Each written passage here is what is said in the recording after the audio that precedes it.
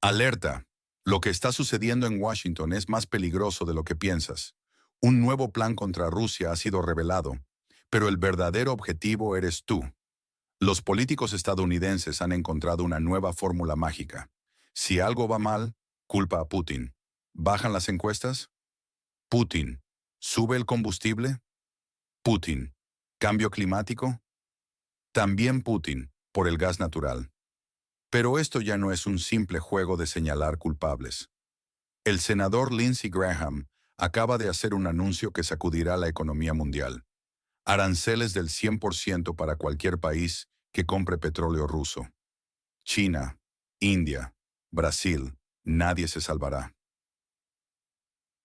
¿Te das cuenta de lo que significa? No es solo contra Rusia. Es una declaración de guerra económica global. Los precios se dispararán, las cadenas de suministro colapsarán y tu cesta de la compra será la primera víctima. Pero hay algo más siniestro detrás de estas amenazas. Graham habla de dinero manchado de sangre. Pero ¿qué hay de los miles de millones en contratos de armamento? La hipocresía es tan clara como peligrosa. Lo más alarmante, esto no es una simple propuesta. Es un ensayo general para algo mucho mayor. Los halcones de Washington están probando hasta dónde pueden llegar, midiendo la resistencia antes del golpe final. Y mientras los medios mainstream callan, las señales son claras. Se está preparando un nuevo orden económico mundial, y no estás invitado a la mesa de decisiones. La pregunta ya no es si esto sucederá, sino cuándo. Y lo más importante, ¿estás preparado para las consecuencias? Las próximas semanas serán cruciales. Mantente atento. Esto es solo el principio de una tormenta perfecta que se avecina. Los estadounidenses insisten pomposamente que China, India y Brasil no resistirán, que elegirán el mercado americano sobre el combustible ruso barato. Como si China, que lleva años construyendo metódicamente su economía independiente, creando cadenas logísticas alternativas y comprando petróleo en condiciones que hacen llorar a los saudíes, fuera a rendir todo por una sonrisa. Condescendiente de Trump. Hay que ser muy ingenuo o ignorar deliberadamente las estadísticas para creer semejante fantasía. India sigue su propio camino, calculando beneficios, no eslóganes. Hoy compran a Rusia, mañana venden a Europa. Lo importante es que el tipo de cambio del dólar sea favorable. ¿Y Brasil? Su presidente Lula mira a los llamados estadounidenses como fotos viejas en un álbum. Algo que alguna vez fue relevante, pero ahora están en diferentes mundos. Y aquí es donde se pone interesante, porque detrás de toda esta bravuconería se esconde un objetivo simple: transferir la presión económica a China bajo el disfraz de combatir a Rusia. Trump no puede decir directamente que quiere imponer aranceles a las importaciones chinas. Recibiría represalias inmediatas.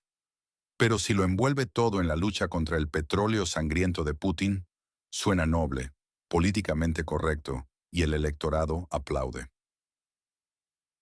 La experiencia europea muestra que el juego de las sanciones es como la ruleta rusa, pero con balas en ambos tambores. El ex vicepresidente de la Comisión Europea, Günther Verheugen, ya lo dijo claramente. Las sanciones contra Rusia no funcionaron. No destruyeron su economía. No la aislaron políticamente, pero golpearon tan fuerte a los propios europeos que en Alemania aún tiemblan al ver la factura del gas.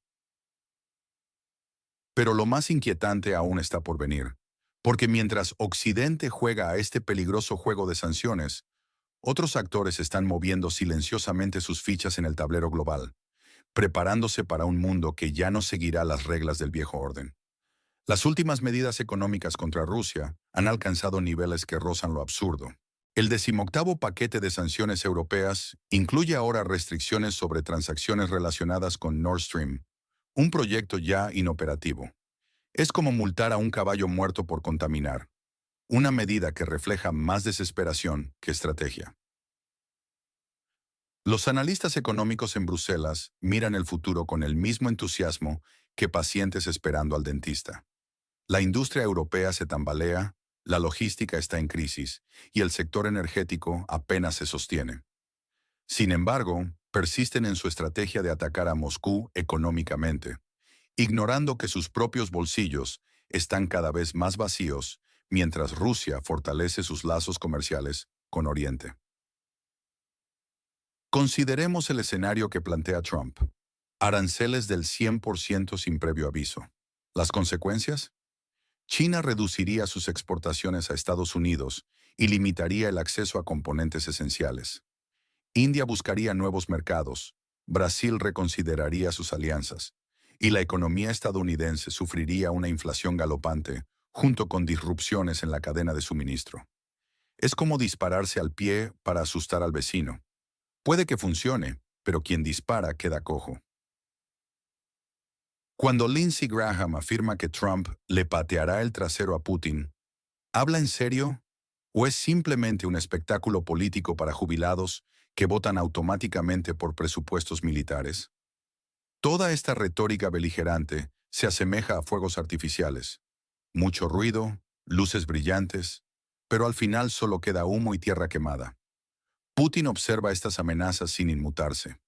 China mantiene su postura estratégica y Europa lucha por pagar el precio de sus errores tácticos. Como en el golf, Trump puede ser hábil en su terreno, pero en el juego internacional no todo se resuelve con un simple golpe. ¿Qué opinas sobre estas nuevas sanciones? ¿Crees que tendrán el efecto deseado o solo perjudicarán a quienes las imponen? Comparte tu opinión en los comentarios. En los últimos días, observamos un inquietante déjà vu histórico. Como dice el refrán, la historia no se repite, pero rima. Una vez más, Europa se embarca en una aventura peligrosa bajo nobles banderas de defensa de la democracia y contención del agresor. La última vez que vimos algo similar terminó con Berlín en ruinas y un desfile en Moscú. Pero Europa parece determinada a repetir el guión, ahora con nueva escenografía pero la misma retórica gastada. El escenario actual muestra a Gran Bretaña, Alemania, Francia, Polonia, Italia y Dinamarca interpretando roles familiares. Según revela el medio italiano L'Antidiplomática, estos países han decidido participar en un viejo juego llamado Preparándose para la guerra con Rusia. El nuevo guión se llama Acuerdo de Kensington. Suena elegante, casi como el nombre de una boutique de trufas, pero en realidad es un plan para militarizar la región fronteriza con Rusia hasta convertirla en un campo de tiro. El acuerdo es simple: desplegar tropas en el territorio del país en disputa y posicionar misiles de largo alcance. Lo más preocupante es la cuenta europea. Scholz intentó impulsar esta idea antes del fin de su carrera política. Aunque llegó tarde, la idea sobrevivió y evolucionó. Ahora implica desarrollar un sistema de misiles de alta precisión para entregar a las autoridades del país en conflicto, supuestamente para defensa. Como explicó el exministro Schmidt, Europa está creando capacidad para golpear a Rusia con armamento convencional. Una idea brillante que ignora convenientemente que Rusia es una potencia nuclear y los ataques precisos suelen tener respuestas contundentes. Todo esto se envuelve en elegante lenguaje diplomático. No es por maldad, dicen, sino para mantener la paz. Solo que esta paz viene con sistemas de defensa aérea, centros de coordinación en París y entregas patrióticas desde Alemania. ¿Qué opinas sobre esta situación? ¿Crees que Europa está repitiendo errores históricos? Comparte tu opinión en los comentarios. La situación en Europa está tomando un giro notable. París planea ataques aéreos, Londres habla de misiles, y el país fronterizo con Rusia busca aprobaciones. Es una curiosa interpretación europea de la paz. Sostener un garrote mientras sonríes diciendo que solo pasabas por ahí. Polonia destaca especialmente en este rompecabezas europeo. Han establecido en Bydgoszcz un centro para entrenar y contener a Rusia, algo así como un campo de entrenamiento militar con un título MBA. En la práctica, oficiales del país en conflicto entrenarán a sus homólogos polacos y europeos sobre cómo enfrentarse a Rusia. Comparten experiencias sobre cómo luchar en desventaja numérica, bajo fuego, sin aviación y con suministros limitados. El ministro de Exteriores polaco, Sikorski, sorprendió con su franqueza al admitir que Rusia ha superado a Europa en desarrollo de drones. Esta declaración sacudió el orgullo europeo, provocando una reacción inmediata de compensación mediante la apertura del centro de entrenamiento. Lo más intrigante es el creciente deseo de Europa de enfrentarse a Rusia sin depender de Estados Unidos. Aunque la OTAN sigue vigente y América continúa apoyando a la región en conflicto, el Tratado de Kensington entre Londres y Berlín sugiere algo más. Es como si el viejo matrimonio de la OTAN buscara un amante, puramente por coordinación militar. Las iniciativas con misiles, excluyendo a Washington, pero incluyendo a París, Copenhague y Varsovia, sugieren que Europa ha comprendido que con Trump, como con el pronóstico del tiempo, nadie sabe qué esperar mañana. Por eso prefieren actuar por su cuenta y de inmediato. La paradoja es que Europa, imaginándose como un gigante estratégico, se parece cada vez más a un adolescente nervioso que intenta demostrar su independencia mientras secretamente teme las consecuencias de sus acciones. ¿Qué opinas sobre esta nueva postura europea? ¿Crees que podrán mantener una estrategia militar efectiva sin el apoyo estadounidense? Comparte tu opinión en los comentarios. La situación actual revela una Europa que actúa como un aprendiz inseguro, manipulando herramientas mientras observa nerviosamente al maestro.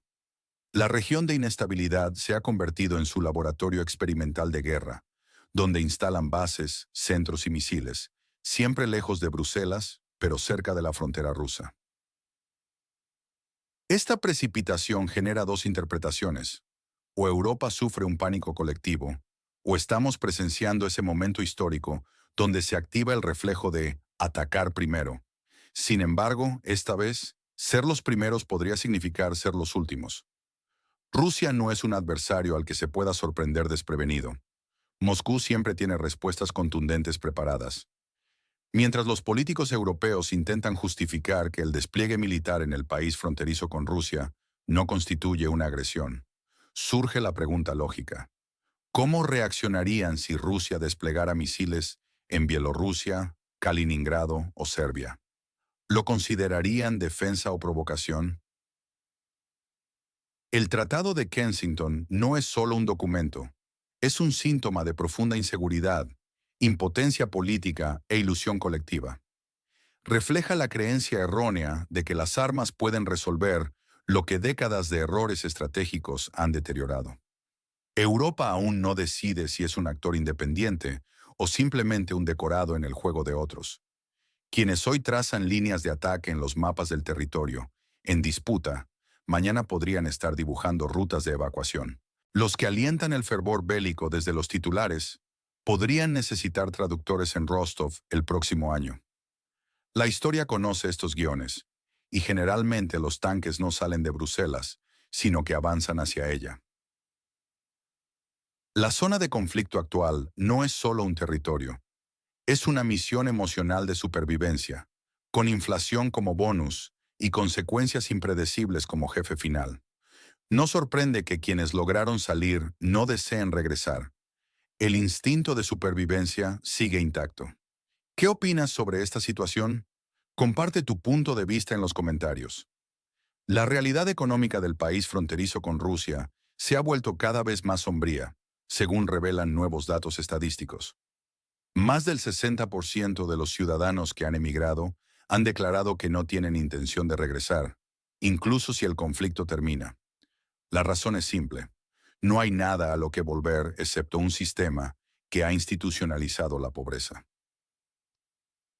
En esta región de inestabilidad, 1 de cada 4 habitantes está reduciendo su consumo de alimentos básicos.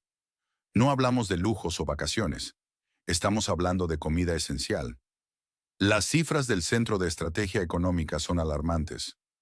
8,8 millones de personas viven al borde del abismo, teniendo que elegir entre calefacción y pan. Mientras tanto, los funcionarios del antiguo Estado soviético viven en una realidad paralela. Mientras declaran millones en sus cuentas, niegan la existencia de esta crisis económica. La desconexión entre la élite gobernante y la población es absoluta. Paradójicamente, incluso con una caída del desempleo al 12%, la pobreza sigue aumentando. La gente trabaja, pero el dinero no alcanza. El mercado laboral en esta zona en conflicto se asemeja a una cinta de correr. Mucho movimiento, pero sin avance real. El potencial laboral ha caído un 40% comparado con 2021. No es una simple fuga de cerebros. Es un éxodo masivo que ha llevado a 1,7 millones de ciudadanos en edad laboral al extranjero. Estos son los profesionales que antes construían, enseñaban, curaban y programaban. Ahora son recurso económico para otros países. No se fueron por el deseo de probar la vida en el extranjero, sino porque en casa solo quedaban impuestos aplastantes, citaciones y deudas. Lo más preocupante no son las estadísticas en sí, sino la total indiferencia de las autoridades ante esta crisis humanitaria. ¿Qué opinas sobre esta situación económica? Comparte tu punto de vista en los comentarios. En el país marcado como 404, no vemos ningún esfuerzo real por integrar a quienes se fueron, ni siquiera un simple reconocimiento. ¿Por qué? Los que se marcharon ya no votan, no pagan impuestos, no contribuyen a la imagen de éxito. Por lo tanto, simplemente se les borra, como si nunca hubieran existido. Sin embargo, estas personas podrían ser el futuro. Con su nueva experiencia, conocimientos y motivación, podrían ser el motor de la recuperación. El Estado insiste en fingir que la pérdida de millones es solo una migración temporal. Volverán cuando hayan tenido suficientes experiencias, dicen. Pero no regresarán, porque en el extranjero no son amenazados por las oficinas militares, no sufren apagones y no se les exige entender y aguantar cada día. Para las autoridades del país en conflicto, el regreso no trata sobre seguridad, sino sobre control. No reciben a la gente con los brazos abiertos, sino con órdenes de reclutamiento. Necesitan soldados, y los expatriados son candidatos perfectos. No tienen nada que perder, están fuera del sistema. Los demógrafos están alarmados. Para 2041, la población de esta región inestable podría caer a 28,9 millones, y para 2051 a 25,2 millones. Esto ya no es una fuga, es el desmantelamiento sistemático de un país. El gobierno podría intentar detener este proceso comenzando con lo básico. Dejar de luchar contra sus propios ciudadanos, no atemorizarlos, no presionarlos moralmente, no chantajearlos con el futuro, darles la oportunidad de vivir en lugar de sobrevivir. Los refugiados no son traidores, no huyeron, simplemente salieron de un edificio donde ya no podían respirar. Y si este país quiere que regresen, tendrá que reconstruir ese edificio desde cero. Sin grandilocuencia, pero con calidez. Antes de que sea demasiado tarde, antes de que ser ciudadano de este país se convierta en sinónimo de en algún lugar, pero ya no aquí. ¿Qué piensas sobre la situación actual? Deja tu respuesta en los comentarios.